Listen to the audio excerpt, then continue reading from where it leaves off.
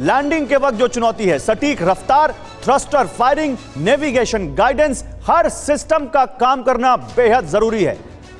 इसके अलावा अगर सटीक रफ्तार को और एलोबरेट करें तो लैंडिंग की स्पीड और कंपन पर कंट्रोल जरूरी है। रॉकेट से अलग होने के बाद लैंडर तेजी से गिरता है। लैंडर में बेहद तेज वहां शिवरिंग होती है, कंपन होता है। लैंडर का थ्रस्टर जो होता है वो उसकी स्पीड को कम करता है। लैंडर को सावधानी से नियंत्रित करना एक चुनौती है।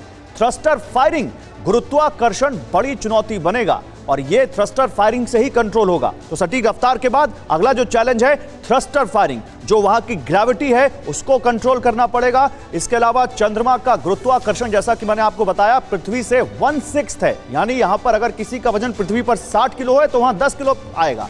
गुरुत्वाकर्षण को बारीकी से समझना जरूरी है। गुरुत्वाकर्षण की कमी से थ्रस्टर्स पर लोड पड़ेगा। थ्रस्टर को सही वक्त और सही बल से फायर करना जरूरी है। इसके अलावा नेविगेशन गाइडेंस, मजबूत सिग्नल प्रणाली बेहद जरूरी है। चांद पर बड़े बड़े गड्ढे, खासकर साउथ पोल में जहां पर बड़े बड़े क्रेटर्स और वहां पर बोल्डर्स हैं, वहां पर उसको देखना होगा। लैंडिंग की सही लोकेशन चुनना बड़ी चुनौती है। लैंडिंग का डेटा मिशन कंट्रोल रूम भेजेगा। लैंडर पृथ्वी से सिग्नल में देरी पर आखिरी फैसला लैंडर लेगा और इनपुट पहुंचने में देरी हुई तो यह चुनौती बढ़ जाएगी। लैंडिंग की मुश्किल ये बढ़ाएगी। ये आइए कुछ और जानकारियां जल्दी से आपके सामने रख देते हैं, क्योंकि बात चैलेंजेस की हो रही है तो इन चुनौतियों को थोड़ा और विस्तार से आपके सामने रख देते हैं, आपको समझा देते हैं, जिनसे आज लैंडर को जूझना पड़ सकता है। इसरो चीफ एस सोमनाथ के मुताबिक सॉफ्ट लैंडिंग के दौरान सबसे बड़ी चुनौती चंद्रयान की दिशा होगी, क्योंकि चंद्रयान को हॉरिजॉन्टल से ठीक 90 डिग्री नीचे वर्टिकल उतरना है। अगली चुनौती चंद्रयान की रफ्तार है, क्योंकि चांद पर वायुमंडल की कमी से चंद्रयान की स्पीड को नियंत्रित करना एक बड़ा चैलेंज है। लैंडिंग के दौरान सटीक समय का आकलन भी बड़ी चुनौती है, क्योंकि एक सेकंड की देरी या समय से पहले गलत कमांड से भी नुकसान हो सकता है। एक और बड़ी चुनौती चांद की सतह है। चांद की सतह में कहीं गड्ढे हैं तो कहीं चट्टान। लैंडिंग के दौरान ये बड़ी चुनौती बन सकते हैं। लैंडिंग के दौरान चांद पर धूल भी चंद्रयान के लिए एक चुनौती बन सकती है, क्योंकि धूल से सेंसर और कैमरे के लेंस पर इसका असर पड़ सकता है। तो ये वो तमाम चैलेंजेस हैं जो चंद्रयान के सामने हैं और इन्हीं से पार पाना। बिल्कुल प्रतिमा, और देखिए आज इसी पर बात करने के लिए हमारे साथ न केवल स्पेशल गेस्ट हैं, जाने माने वैज्ञानिक हैं, बल्कि यहाँ पर हमारे साथ ऑडियंस भी है।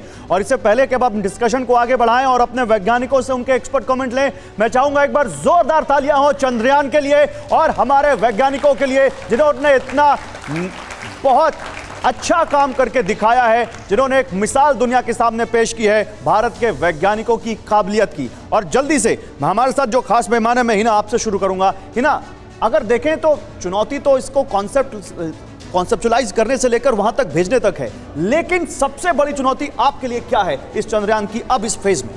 देखिए, हमारे वैज्ञानिकों ने सबसे चुनौतीपूर्ण हिस्सा चुना है।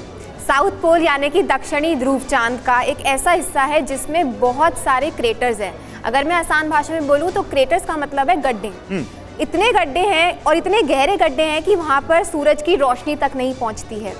इसीलिए इसी चीज़ का सबसे बड़ी चुनौती यही होने वाली है कि लैंडर का सॉफ्ट लैंड करना। सॉफ्ट लैंड करने का मतलब है धीमी गति से चांद की सतह पर उतरना। तो यही सबसे बड़ी चुनौती है कि सबसे पहले जो है लैंडर मॉड्यूल जो है, जिसके अंदर हमारा प्रज्ञान रोवर है, लैंडर मॉड्यूल अच्छे से स्कैनिंग करेगा, देखेगा कि कौन सा प्लेन सरफेस है चांद पर, गड्ढे जो है उधर लैंड ना कर पाए। तो सबसे अहम जो चुनौती है वो है एक सेफ जगह पर, एक प्लेन एरिया पर लैंड करना। ठीक है प्रज्ञा, प्रतिमा जी, तो सर हम लगातार बात कर रहे हैं चैलेंजेस को लेकर भी, और बहुत ज़रूरी हो जाता है ऐसे में बात करना। हम कई सारे चैलेंजेस को तो पॉइंट आउट कर रहे हैं, लेकिन ये भी महत्वपूर्ण हो जाएगा, अगर ये मिशन सक्सेस हो जाता है तो ग्लोबल स्पेस मार्केट में भारत की हिस्सेदारी भी बढ़ेगी। ये बहुत अहम बात आपने की। ये क्या होता है कि अगर इसमें हम सक्सेसफुल हो जाते हैं तो there is something called branding हमारी हो जाएगी। अब तक जो है हिंदुस्तान को समझा जाता था कि इनकी टेक्नोलॉजी बहुत उतनी सुपीरियर नहीं, लेकिन अगर ये सक्सेसफुल हो जाता है, because this is one of the toughest challenges in technology, तो हमारी ब्रांडिंग हो जाएगी। जैसा अगर एक हम जूता है, नॉर्मल जूता अगर आप खरीदेंगे तो वो 1000 का होगा, वही जूता का अगर ब्रांडिंग है, उसमें रिबॉक है या कोई और है, तो सेम जूता सेम कंपनी बना रही है आगरा की, वो वही जूता आपका 5000 में बिकता है। तो हमारा ट्रेड एंड कॉमर्स जो है वो बहुत इंटरेस्टिंग, वो बहुत फ़ायदा होगा। लोग कहते हैं ना 650 करोड़ इसमें खर्च हुए हैं, लेकिन शायद 6500 करोड़ का हमें कॉमर्स में फ़ायदा होगा, तो ये बहुत इंपॉर्टेंट है।